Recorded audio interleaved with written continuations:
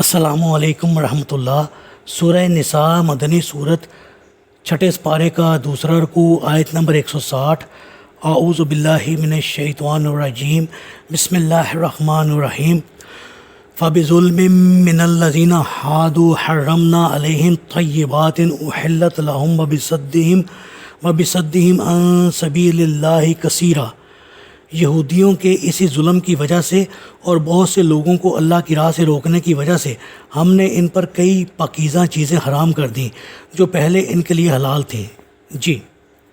یہود کی بد کرداریوں کا سلسلہ ابھی مزید چل رہا ہے۔ اس آیت میں جو جرم بیان ہوا ہے وہ یہ ہے کہ وہ نہ تو خود ایمان لاتے ہیں اور نہ دوسروں کو ایمان لانے دیتے ہیں، بلکہ جو شخص ایمان لانے پر آمادہ ہو ان کے ذہن میں کئی طرح کے شکوک و شبہات پیدا کر کے اسے اللہ کی راہ سے باز رکھتے ہیں۔ اور یہ سلسلہ صرف دور نبوی سے ہی متعلق نہیں بلکہ غالباً یہ بدبختی بھی تا قیامت انہی یہود کا مقدر ہو چکی ہے۔ موجودہ دور میں فلسفہ اشتراکیت کا موجد ایک یہودی تھا جسے یہودی دماغوں نے ہی ایک نظام کی شکل دی، اور اس نظریہ کی بنیاد ہی اللہ تعالیٰ کے صریح انکار پر قائم ہوتی ہے۔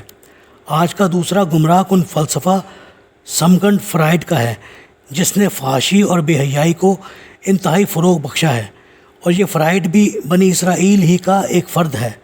ان کے ایسے جرائم کی ایک سزا تو انہیں یہ ملی کہ ان کے دلوں پر ایسی بدبختی مسلط ہو گئی کہ وہ حق بات کو سننے پر آمادہ نہیں ہوتے، اور دوسری سزا یہ ملی کہ بعض کھانے پینے کی چیزیں جو ان پر پہلے حلال تھیں وہ حرام کر دی گئیں۔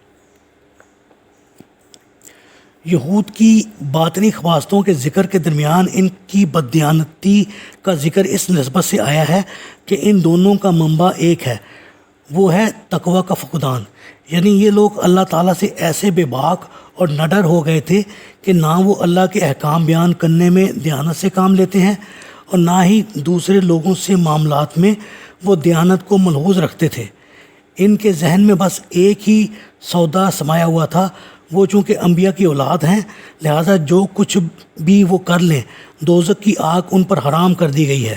اسی ذوم باطل کی بنا پر وہ غیر اسرائیلیوں کے مال کو جائز اور ناجائز طریقے سے ہڑپ کر جانے کو کچھ جرم نہیں سمجھتے تھے۔